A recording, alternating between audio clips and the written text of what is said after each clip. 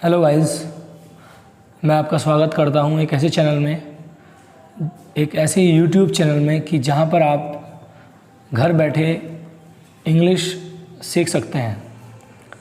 And it's not about कि आप नहीं सीखेंगे या आप पहले बहुत बार ट्राई कर चुके हैं। Whether you are a student, you are a housewife और you are a working person, भले ही आप काम करने वाले व्यक्ति हों या कोई हाउसवाइफ हों या आप कोई स्टूडेंट हों, आप सीख सकते हैं इंग्लिश। अभी हम सब लोग इंग्लिश को बहुत हद तक बोल लेते हैं, बट हमारी जो बेसिक चीज़ें हैं कहीं ना कहीं वो हमारी क्लियर नहीं होती, जिस वजह से हम मिस्टेक्स कर देते हैं। बहुत सारी बातें जिन्हें हम इंग्लिश में नहीं बोल पाते, और रीज़न क्या होता है, हम उस तह तक नहीं पहुंच पाते कि कई बार हमें नॉलेज भी होती है but we do not know, हमें पता नहीं होता कि अब हमें ये सेंटेंस का इस्तेमाल करना है। मोस्ट ऑफ द इंस्टीट्यूशंस में आप जाएंगे, वहाँ पर टीचर इंग्लिश टू इंग्लिश पढ़ाते हैं, but that's not a right way to teach someone. एक पर्सन, एक व्यक्ति जो हिंदी जानता है, इंग्लिश नहीं जानता, आप उसे डायरेक्टली इंग्लिश में आप उससे इंटरेक्शन करेंगे, बातचीत करेंगे, तो शायद वो आपकी बात नहीं समझ पाएगा। आज मैं शुरू कर रहा हूँ, ये 60 डेज़ की क्लास होगी, आपको 60 लेक्चर लेने हैं। उसके बाद मैं आपको भरोसा दिलाता हूँ कि आप इंग्लिश बोल पाएंगे, बहुत अच्छी इंग्लिश। यहाँ पर मेरे पास स्मार्ट क्लास भी है, देख सकते हैं आप मेरे पीछे स्मार्ट क्लास है, और मैं आइल्स कर चुका हूँ, IELTS international English language testing system में कर चुका हूँ आपसे बहुत पहले। मेरी क्वालिफ़िकेशन है, मैंने MA ऑनर्स इंग्लिश ऑनर्स में किया है, MA। मैं B.Ed कर चुका हूँ और मैं पिछले 10 सालों से पढ़ा रहा हूँ। मेरा नाम गिरीश भारद्वाज है और आप सब मेरे साथ सीखेंगे इंग्लिश। सबसे पहला जो टॉपिक हमारा होगा उस तरफ हम चलते हैं, ठीक है? तो आइए मेरे साथ तैयार हो जाइए सीखने के लिए इंग्लिश। और आपका फर्स्ट टॉपिक जो आज आ रहा है वो है आपके सामने टेंस। अगर आप टेंस सीख गए तो आई गारंटी यू कि आपसे बेहतर इंग्लिश, मतलब आप अपने आप में एक बेहतर इंग्लिश बोल पाएंगे। बेसिक चीज़ है टेंस। टेंस अगर आपको आते हैं तो आप आगे बढ़ सकते हैं, उसमें आपको प्रमोट कर सकते हैं। तो सबसे मेन हम टेंस सीखेंगे। टेंस होता क्या है? टेंस का मीनिंग है टाइम, और टाइम होते हैं 3 प्रकार के: प्रेजेंट, पास्ट, फ्यूचर। ये आप सब जानते हैं, आप सभी को पढ़ाया गया है स्कूल में, कॉलेजेस में। प्रेजेंट, पास्ट, फ्यूचर सबको आपको पढ़ाया गया है, लेकिन हम यहाँ कुछ और जानेंगे। हम आज यहाँ पर एक चार्ट स्टडी करेंगे, और उस चार्ट में हम जो टॉपिक हमारा रहेगा वो रहेगा फंक्शन ऑफ टेंसेस। आपको सीखना है फंक्शन ऑफ टेंसेस, यानी टेंस के कितने फंक्शन हैं, प्रेजेंट, पास्ट, फ्यूचर के कितने फंक्शन हैं, उसमें किस किस तरह के वाक्य हमको सीखने को मिलेंगे, और हम उनको कैसे सीखेंगे, हम उनको कैसे याद रख पाएंगे, हम कैसे उनका इस्तेमाल कर पाएंगे। बेसिकली अगर एक तरह से कह दें तो फंक्शन ऑफ टेंसेस में हम ट्रांसलेशन का 30% सीख लेते हैं। ट्रांसलेशन यानी एक वाक्य को हिंदी से इंग्लिश में बनाना 30% हम सीख जाते हैं। तो आप तैयार हैं? आप इसका स्क्रीनशॉट ले सकते हैं, वैसे इसकी कोई ज़रूरत नहीं है। अभी हम चार्ट ड्रॉ करने वाले हैं, ठीक है? तो चार्ट ड्रॉ करते हैं। तो हम सीखेंगे एक चार्ट। सबसे पहले आपके टीचर्स ने आपको 12 टेंसेस पढ़ाए होंगे, यानी 12 tenses means function of tenses आपको पढ़ाया होगा कि भाई प्रेजेंट डेफिनेट होता है, प्रेजेंट कंटिन्यूस होता है, और ये सब आपने पढ़ा होगा। लेकिन मैं आपको एक ऐसे तरीके से पढ़ाने जा रहा हूँ जिससे आप इसके 12 के 12 फंक्शन एक बार में याद रख सकते हो, एक ही बार में आराम से आप इसको दोहरा सकते हो। देखिए सबसे पहली बात है, आप कोई बात बोलते हैं, आपने कहा मैं नहीं आ रहा, मैं नहीं आ रहा, आपने कहा वो यहाँ आता है, आपने कहा वो ऐसा करता है, आपने कहा वो मुझे चाहता है, तो आपको कैसे पता लगेगा कि मुझको सेंटेंस को कैसे ट्रांसलेट करना है? तो आपको कैसे पता लगेगा कि आपको क्या सेंटेंस बनाना है, क्या रूल लगाना है और कैसे आप उसको करेंगे? ये सब चीज़ें यहाँ पर हम सीखेंगे। सबसे पहले हमें वाक्य की पहचान होनी चाहिए। जैसे आपने कहा मैं सो रहा हूँ, मैं सो रहा हूँ में क्या है कि आप सोने का काम कर रहे हो। अगर हम कोई कार्य कर रहे हैं तो उसमें कार्य अगर हो रहा है तो वो क्या है, उसे बोलते हैं कंटिन्यूअस। और कार्य हो रहा है, मैंने कहा कार्य हो रहा है, तो वो क्या कहलाएगा, प्रेजेंट कंटिन्यूअस। इस चार्ट में आप कैसे मिलाओगे, पहले रो और फिर कॉलम, जहाँ भी क्रॉस होगा वही आपका टेंस होगा। ठीक है, आपने कहा कार्य हो रहा है, तो कार्य कहाँ हो रहा है, प्रेजेंट कंटिन्यूअस में। आपने कहा मैं सो रहा था, तो सो रहा था यानी कार्य हो रहा था। आपने कहा वो सो रहा होगा, हो रहा होगा यानी कार्य हो रहा होगा, यानी फ्यूचर कंटिन्यूअस। मतलब हम ये चार्ट समझेंगे तो इस चार्ट से हमको हेल्प मिलेगी कि ये कौन सा टेंस है। जब आप ये पहचान जाओगे कि ये प्रेजेंट कंटिन्यूअस है, ये पास्ट कंटिन्यूअस है, ये फ्यूचर कंटिन्यूअस है, तो आप फिर उसका रूल उसमें लगाओगे, और जब रूल लगाओगे तो वो टेंस आपका सही बनेगा और उस तरीके से आप अपना बेसिक लेके आगे बढ़ सकते हो। तो आइए स्टार्टिंग से सीखते हैं। हमारा टॉपिक है आज फंक्शन ऑफ टेंसेस, और फंक्शन ऑफ टेंसेस में हमारे पास 4 फंक्शन होते हैं, इंडेफिनिट, कंटिन्यूअस, परफेक्ट और परफेक्ट कंटिन्यूअस। और टेंस कितने होते हैं, प्रेजेंट, पास्ट और फ्यूचर। अभी हम पढ़ेंगे प्रेजेंट इंडेफिनिट। प्रेजेंट इंडेफिनिट की क्या पहचान आपको याद रखनी है, जिसमें ता है, ती है, ते है आदि आता है। आपको सिर्फ इतना ही याद रखना है। बहुत सारे टीचर्स आपको बहुत सारी चीज़ें बता देंगे इसमें, लेकिन मैं आपको सिर्फ इतना ही बताना चाहता हूँ कि यदि वाक्य में ता है, ती है, ते है आ रहा है तो वो प्रेजेंट इंडेफिनिट है। आगे मैं आपको और भी ज़्यादा बेसिक्स इसके बारे में बताऊँगा। पास्ट इंडेफिनिट, पास्ट इंडेफिनिट किसे कहते हैं? मैंने लिखा है बीते समय में की गई कोई भी एक बात या कार्य।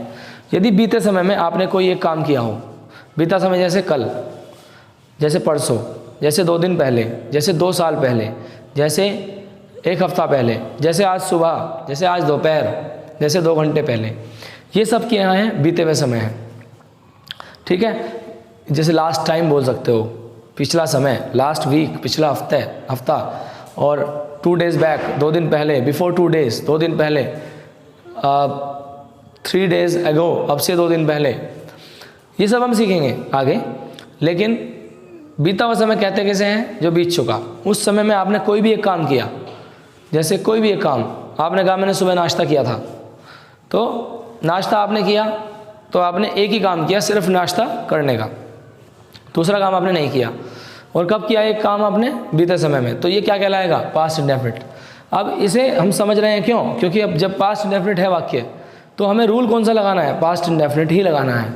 बहुत सारे बच्चे क्या करते हैं, उनको पता ही नहीं हेड कहाँ आता है, वो पास्ट परफेक्ट का यूज़ पास्ट इंडेफिनिट के टेंस की जगह कर देते हैं, जो आपको नहीं करना। बात करेंगे फ्यूचर इंडेफिनिट की। कोई भी कार्य होगा, आने वाले समय में अगर कोई कार्य होगा तो क्या कहलाएगा, फ्यूचर इंडेफिनिट। जैसे आपने कहा मैं कल आऊँगा, मैं आपकी वीडियोस देखूँगा, मैं इंग्लिश सीखूँगा, मैं पढ़ूँगा, मैं इंग्लिश बोलूँगा। जो आप करोगे, जो कार्य होगा, जो अभी नहीं हुआ है, वो फ्यूचर इंडेफिनिट कहलाएगा। यहाँ तक आपको क्लियर होगा बिल्कुल। एक बार और बता देता हूँ, जिस वाक्य में ता है, ती है आएगा वो प्रेजेंट इंडेफिनिट, जब बीते समय में कोई एक कार्य है वो पास्ट इंडेफिनिट, और जब कार्य होगा वो फ्यूचर इंडेफिनिट। आपने इतना समझना है। अब बात करेंगे प्रेजेंट कंटिन्यूअस की।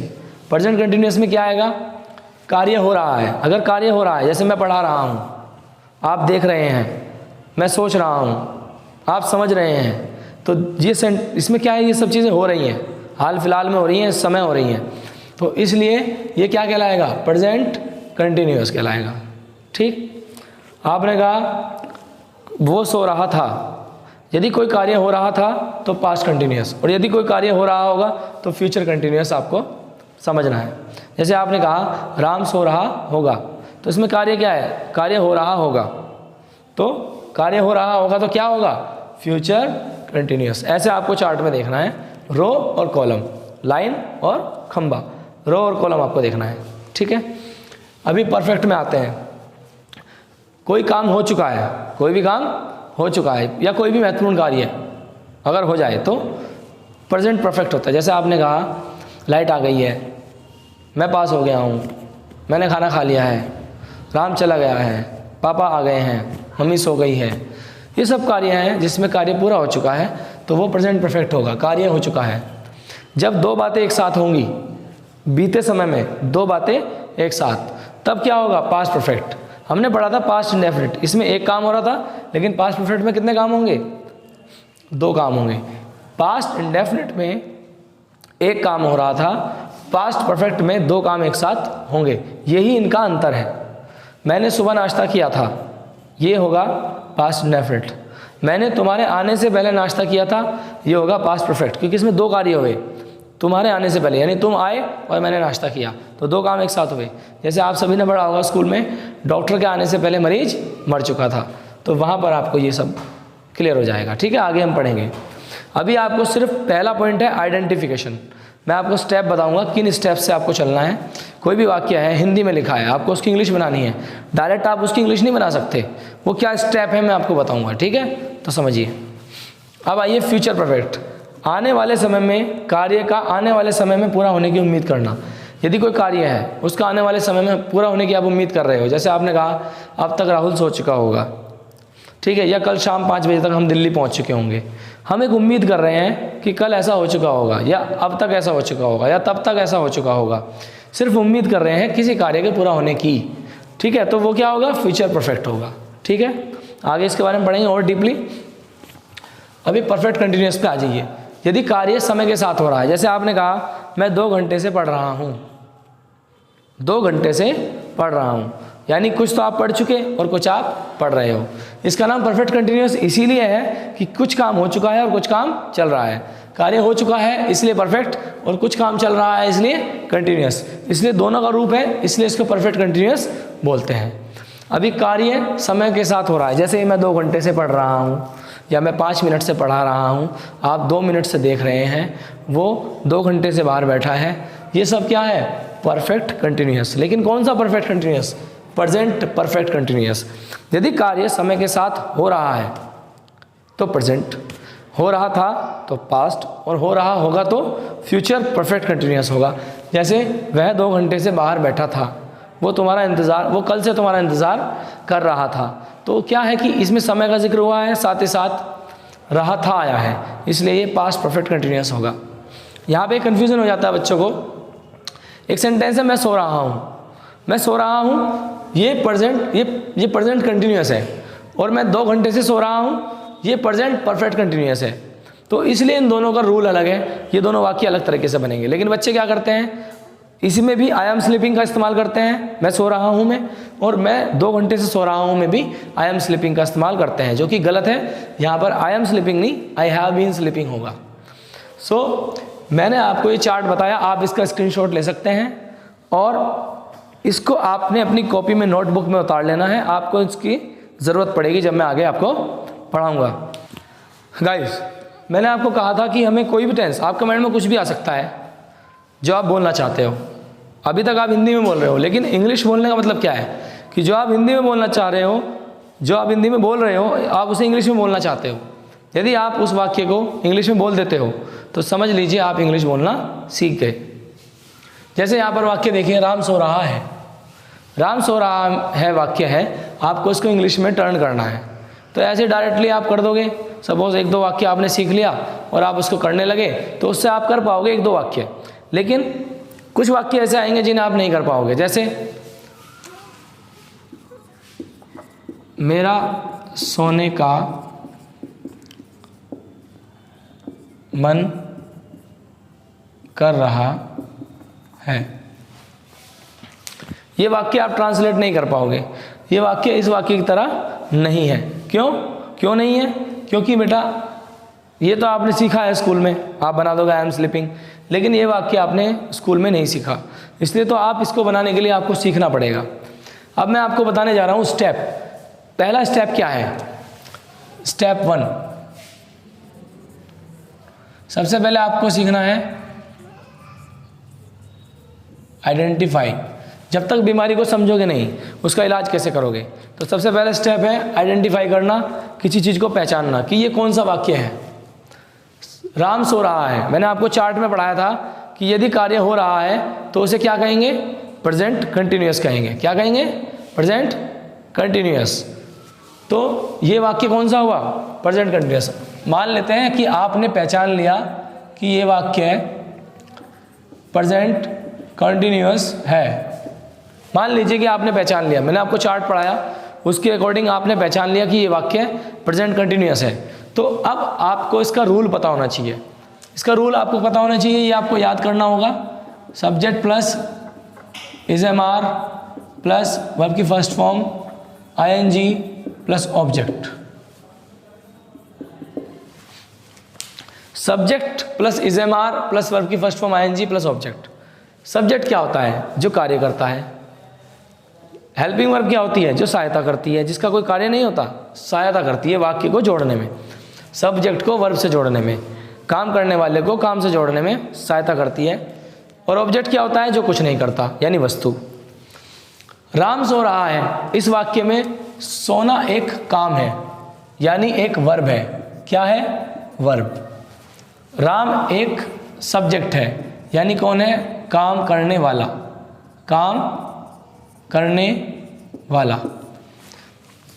राम सब्जेक्ट है क्योंकि राम यहाँ पर सोने का कार्य कर रहा है। सोना क्या है, वर्ब है, क्योंकि वर्ब का अर्थ क्या होता है, कार्य, यानी एक्शन, कुछ भी मोमेंट, मैं ऐसे हिलाता हूँ कुछ भी, वो क्या है, वर्ब है। तो हमें राम पता है कि ये राम सब्जेक्ट है, हमें वर्ब पता है कि यहाँ पे सोना वर्ब है। रहा है, इससे पहचान होती है कि ये वाक्य प्रेजेंट कंटिन्यूअस है। और जब ये प्रेजेंट कंटिन्यूअस है तो रूल इसमें कौन सा लगेगा, प्रेजेंट कंटिन्यूअस का ही लगेगा। सब्जेक्ट की जगह आप सब्जेक्ट लगा देंगे। सब्जेक्ट की जगह आपने सब्जेक्ट लगाया राम, वर्ब की जगह आपने वर्ब लगाई। सोने की होती है स्लीप, सोने की क्या होती है, स्लीप। राम की जगह राम लिखा, स्लीप की जगह स्लीप लिखा। अब आपको पता है बीच में क्या आना है, इज एम आर। यदि सब्जेक्ट भी कई प्रकार के होते हैं, एक वचन और बहुवचन। कोई भी नाम एक वचन होता है, राम क्या है, एक नाम। तो एक वचन के साथ आपको इस्तेमाल करना है इज। क्या इस्तेमाल करना है, इज। तो यहाँ क्या आएगा, राम इज। ठीक है, तो ये पोर्शन पूरा हो गया, क्योंकि इज एम आर का अर्थ मतलब यहाँ पर आपको इज एम आर इनमें से एक इस्तेमाल करना है। और वो एक किसके अनुसार आएगा, सब्जेक्ट के अनुसार आएगा। सब्जेक्ट यदि एक वचन होगा तो इज आएगा, सब्जेक्ट यदि मैं यानी आई होगा तो एम आएगा, और सब्जेक्ट यदि बहुवचन होगा, दो या दो से अधिक, तो आर आएगा। हम इस बारे में और डिस्कशन करेंगे कि सब्जेक्ट क्या होता है, सब्जेक्ट कितने प्रकार का होता है, उसे कैसे सीखना है। ठीक है, लेकिन आज मैं आपको सिर्फ ये बता रहा हूँ कि आपके स्टेप क्या है। पहला स्टेप क्या मैंने बताया, आइडेंटिफाई, यानी पहचान करना कि ये वाक्य है कौन सा। उसके बाद दूसरा स्टेप क्या है,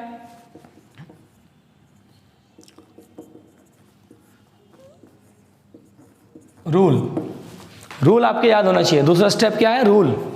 ठीक है, स्टेप थर्ड क्या है,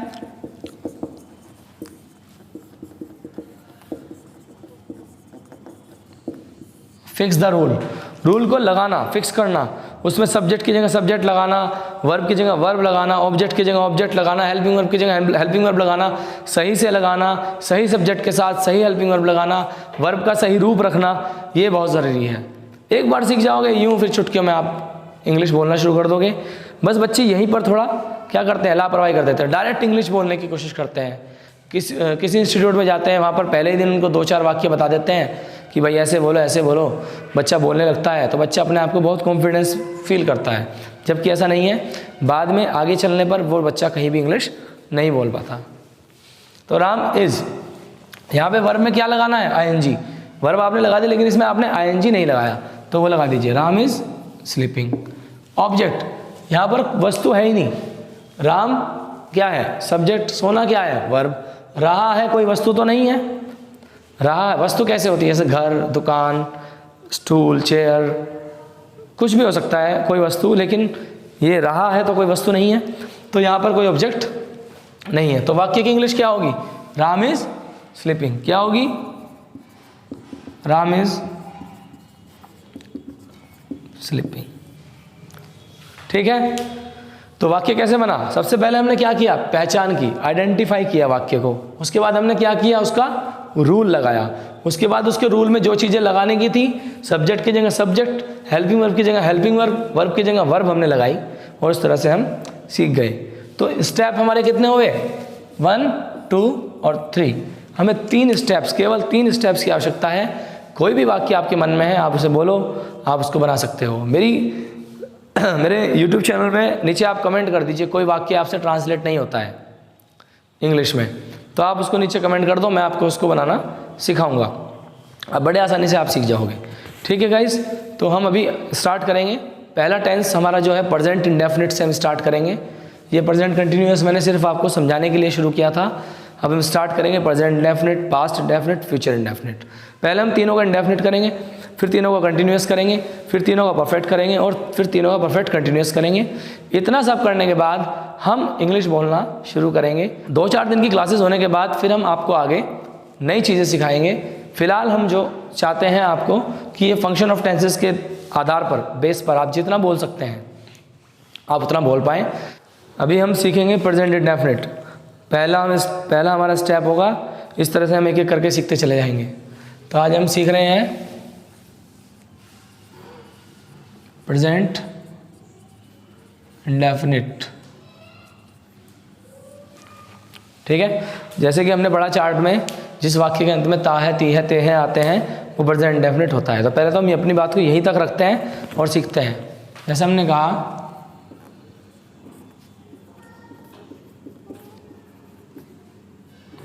राम जाता है,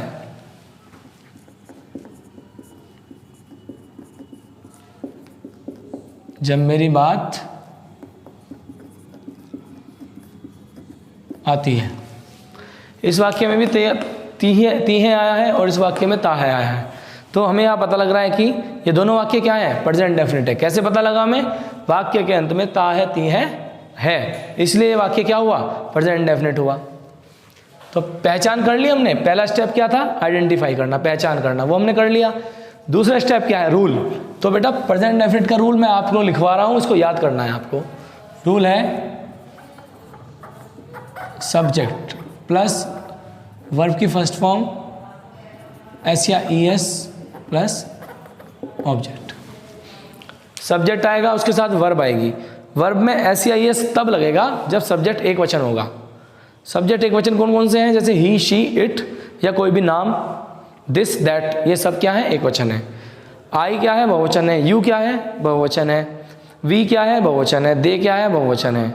दीज क्या है, बहुवचन है। दोज क्या है, बहुवचन है। ठीक है, यहाँ पे लिख देता हूँ साइड में subject singular, he, she, it, this, that, ये सब क्या है, सिंगुलर है। और बाकी सब क्या है, या कोई भी नाउन, नाउन माने किसी चीज़ का नाम, ये सब क्या है, एक वचन। बाकी सब क्या है, बहुवचन है। तो एक वचन का ध्यान रखो बस, और बहुवचन अपने आप ही याद रहेंगे। तो हमें सबसे पहले क्या चाहिए, हमें चाहिए सब्जेक्ट। अब रूल हमें पता है, थर्ड स्टेप क्या है, फिक्स करना, रूल को लगाना। सब्जेक्ट चाहिए, सब्जेक्ट लगाना। इस वाक्य में से सब्जेक्ट ढूंढो, क्या है, राम, तो सब्जेक्ट की जगह सब्जेक्ट आ गया। इसके बाद क्या है, वर्ब। वर्ब क्या, कार्य। वर्ब का मतलब कार्य। कार्य क्या हो रहा है यहाँ पे, जाना। राम जाता है, तो जाने की क्या होती है, गो, गो। अब राम क्या है, एक नाम है। जैसे कि मैंने बताया कोई नाउन, नाउन क्या होती है, सिंगुलर होती है, एक वचन होता है। एक वचन के साथ वर्ब में एस या ई एस लगाना है। तो ओ आया है लास्ट में, इसलिए यहाँ पर ई एस आएगा। ये रूल मैं आपको बता दूंगा कहाँ एस या ई एस आता है। सब जानते हैं गो को गोज लिखते हैं, तो आपको लिखोगे राम गोज, राम जाता है। इसमें ऑब्जेक्ट लगाना है, ऑब्जेक्ट इसमें कुछ है नहीं, तो सेंटेंस क्या हो गया, राम गोज, राम जाता है, राम गोज बन गया। इसमें कुछ और बहुत सारे लोग करते हैं, Ram is go, Ram is going, Ram जाता है कि इंग्लिश बना देते हैं, राम इज गो। तो वो लोग नहीं जानते, क्यों, वो क्या है, ना तो पहचानते हैं, ना रूल लगाते हैं, ना तरीके से वो करते हैं, बस कुछ भी बोलते हैं। तो इसलिए ऐसा नहीं करना उनको भी। अगर वो भैया देख रहे हैं सभी, तो इसको गलती को सुधारें। अगला वाक्य देखेंगे, जब मेरी बात आती है। ये कैसे बनेगा वाक्य, इसको देखते हैं।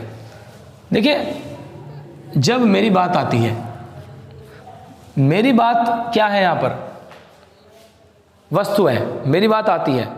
मेरी बात कोई ऐसी चीज़ तो है नहीं जो सजीव है। बातें क्या होती हैं, काल्पनिक होती हैं, तो वो क्या है, ऑब्जेक्ट। अभी सब्जेक्ट यहाँ पे कौन हो जाएगा, व्हेन। क्या हो जाएगा, व्हेन। मेरी बात जो आती है वो एक नेचुरल चीज़ है, प्राकृतिक चीज़ है, कभी भी आ सकती है। कभी सलमान खान की बात भी हो सकती है अचानक से, आप अभी बैठे हो, आपके पापा की बात आ सकती है, मम्मी की बात आ सकती है, तो ये नेचुरल होता है। नेचुरल चीज़ों के लिए हम सब्जेक्ट बना लेते हैं इट को। तो जबकि इंग्लिश तो क्या हो गई व्हेन, उसके बाद सब्जेक्ट क्या हो गया इट, क्या हो गया सब्जेक्ट इट। क्यों? क्योंकि मेरी बात एक नेचुरल चीज़ है। जैसे आपने देखा होगा बारिश हो रही है तो बोलते हैं इट इज़ रेनिंग, इट क्यों लगाते हैं? क्योंकि वो प्राकृतिक चीज़ है, नेचुरल है, उसके लिए सब्जेक्ट प्राकृतिक चीज़ हो तो उसके लिए सब्जेक्ट इट माना जाता है। तो यहाँ पे हम क्या ले लेंगे? इट ले लेंगे। इट माने यह है, लेकिन यहाँ पर इट किसका काम करेगा? मेरी बात का, व्हेन इट, ठीक है। और मेरी बात जब आती है तो जिक्र किसका होता है? मेरा होता है। तो आने की क्या होगी? आना यहाँ पे क्या हुआ? वर्ब। तो व्हेन इट कम। अब कम क्या है? इट क्या है? इट क्या है? एक वचन। एक वचन है तो क्या आएगा कम में? ऐसे लग जाएगा। व्हेन इट कम्स, जब आती है, क्या आती है? मेरी बात, यानी to me, when it comes to me. तो ये सेंटेंस बनेगा when it comes to me, जब मेरी बात आती है। यदि यहाँ होता जब मेरे पापा की बात आती है तो क्या कहेंगे? When it comes to my father. जब मेरे देश की बात आती है तो क्या कहेंगे? When it comes to my nation या माय कंट्री। इस तरह से मैंने आपको एक वाक्य सिखाया, लेकिन आप इसके थ्रू कितने वाक्य सीख सकते हो? 1000 भी बना सकते हो, 2000 भी बना सकते हो, डिपेंड करेगा आपकी मेहनत पे। यदि आप मेहनत करोगे जल्दी आप सीख जाओगे। तो कितना अच्छा वाक्य है, when it comes to me, जब मेरी बात आती है, when it comes to my nation, जब मेरे राष्ट्र की बात आती है, आई लव माय नेशन, मैं अपने देश को प्यार करता हूँ, मैं अपने राष्ट्र को प्यार करता हूँ। तो इस तरह से दोस्तों हमने प्रेजेंट इंडेफिनिट का क्या सीखा? एक टेंस सीखा कि कैसे हम उसको बनाएंगे। पहले पहचान के बाद रूल, और रूल के बाद उसको लगाना। आप इसका स्क्रीनशॉट ले सकते हैं, उसके बाद हम आगे बढ़ेंगे। अब देखिए सबसे पहली बात, वाक्य होते हैं दो तरह के, एक पॉजिटिव और दूसरे नेगेटिव। पॉजिटिव में क्या होगा? जवाब होगा हाँ में। नेगेटिव में क्या होगा? जवाब होगा ना में। कोई भी बात आपसे मैं पूछूं, या तो आप हाँ में जवाब दोगे या ना में जवाब दोगे, या कोई ऐसी बात कह दोगे जिससे लगेगा कि आप हाँ कर रहे हो या ना। तो गाइज आपको क्या है? सवाल पूछना है किसी से, तो आप सवाल पूछोगे वो जवाब देगा। अभी जो आपने कहा राम जाता है, इसमें आपने मना तो नहीं की राम नहीं जाता है, आपने कहा राम जाता है। आपने कहा जब मेरी बात आती है, आपने ये नहीं कहा जब मेरी बात नहीं आती है। यानी यदि बात अगर आप किसी भी सेंटेंस में ना या नहीं लगा दें तो वो वाक्य क्या हो जाएगा? वो नेगेटिव हो जाएगा। क्या हो जाएगा? नेगेटिव। हमने जो सीखा ये क्या था? ये पॉजिटिव था। क्या था? पॉजिटिव। अब सीखेंगे हम नेगेटिव। हर वाक्य का पॉजिटिव का नियम अलग होता है, नेगेटिव का अलग होता है। अगर वाक्य होता राम स्कूल नहीं जाता है, तो हम इसे इस रूल से ट्रांसलेट नहीं कर सकते। क्यों? क्योंकि ये जो रूल है प्रेजेंट इंडेफिनिट का रूल है, लेकिन ये पॉजिटिव का है, यानी सकारात्मक बात का, नकारात्मक नेगेटिव का नहीं। तो नेगेटिव के लिए रूल दूसरा है। पहचान हमें है, ता है, ती है, ते है, आया, तो ये क्या हो गया? प्रेजेंट इंडेफिनिट हो गया। पहचान हमें हो गई है, लेकिन अभी भी क्या है? अभी भी हमें ये नहीं पता कि अब हम इसको वाक्य को बनाएं कैसे, ट्रांसलेट कैसे करें। तो इसका रूल होगा सब्जेक्ट प्लस डू नॉट या डज नॉट प्लस वर्ब की फर्स्ट फॉर्म प्लस ऑब्जेक्ट। ठीक है। यदि सब्जेक्ट होगा एक वचन, मैं एक वचन सब्जेक्ट बता चुका हूं आपको पहले कौन कौन से होते हैं, वहां से आप देख सकते हैं। एक वचन होगा तो आएगा डज नॉट, और बहुवचन होगा तो आएगा डू नॉट। ठीक है। डज नॉट कब आएगा? जब सिंगुलर होगा, और बहुवचन के लिए क्या होगा? Do not. अब राम स्कूल नहीं जाता है, राम क्या है? सब्जेक्ट। राम क्या है? सब्जेक्ट। तो सब्जेक्ट की जगह सब्जेक्ट आ गया। और राम क्या है? एक नाम है। कोई भी नाम क्या होता है? एक वचन होता है, इसलिए एक वचन के साथ क्या आएगा? एक वचन वाला helping verb. Ram does not. खाली नोट आप नहीं लगा सकते, इसलिए डू नॉट या डज नॉट आपको लगाना है। उसके बाद आपको क्या चाहिए? वर्ब। वर्ब क्या है? यहाँ पे कार्य क्या हो रहा है? जाने का। स्कूल कोई कार्य नहीं होता, राम कोई कार्य नहीं है, जाना एक कार्य है। तो जाना क्या हुई? यहाँ पे वर्ब हुई। जाने की क्या होती है? Go. Ram does not go. अब फर्स्ट फॉर्म चाहिए, इसमें आईएनजी वगैरह कुछ नहीं लगाना है। बहुत सारे लोग आईएनजी लगा देते हैं। अरे भैया रूल में देखो फर्स्ट फॉर्म है, फर्स्ट फॉर्म लगाओ। कोई भी दूरी आप चलोगे उसके लिए प्रयोग करोगे आप टू। आपने देखा होगा I am going to Delhi, I am going to Mumbai from Patna to Bihar, ऐसे सुना होगा। तो दूरी चल रहे हो आप, राम स्कूल नहीं जाता है तो स्कूल जाने के लिए एक दूरी है, तो इसलिए टू लग जाएगा। Ram does not go to school, इस तरह से ये वाक्य बन जाएगा। तो नेगेटिव वाक्य बनाना भी हमने यहाँ पे सीख लिया है। Guys there might be some viewers that are very intelligent and very extraordinary, but I would like to say to all those viewers कि आप लोगों को आगे, अभी ये बेसिक क्लासेस हैं, क्योंकि ये उन सभी बच्चों के लिए हैं जो कभी इंग्लिश नहीं पढ़े। लेकिन मैं आपको बताता हूँ कि हमारे 3 लेवल होंगे, बेसिक, इंटरमीडिएट एंड एडवांस। जो लोग अभी नहीं, उनको लगता कि हमारे लिए कुछ है, वो अभी रुके, वो मेरी 2-3 वीडियो के बाद, 4 वीडियो के बाद आप आएँ, आप देखिए, आपको बहुत कुछ सीखने को मिलेगा, बहुत कुछ नया मिलेगा। और आप कमेंट्स में जो भी आपने पूछना है, जो भी आपका क्वेश्चंस हैं, वो आप अभी से शुरू कर सकते हैं। क्वेश्चंस आप कभी भी पूछ सकते हैं, एनी काइंड ऑफ क्वेश्चन। मैं आपकी कोशिश करूँगा कि मैं आपकी बात का जवाब दे पाऊँ। सो गाइज़, मुझे लगता है कि आज मैंने काफ़ी कुछ बता दिया और ज़्यादा बर्डन ना हो जाए व्यूअर्स पर। एंड आई होप कि आप लोग फ्यूचर में इंग्लिश बोल पाएँ और मैं आपको सिखा पाऊँ। And it's my promise to you that I will definitely train you for your future, and I will make you speak English fantastically.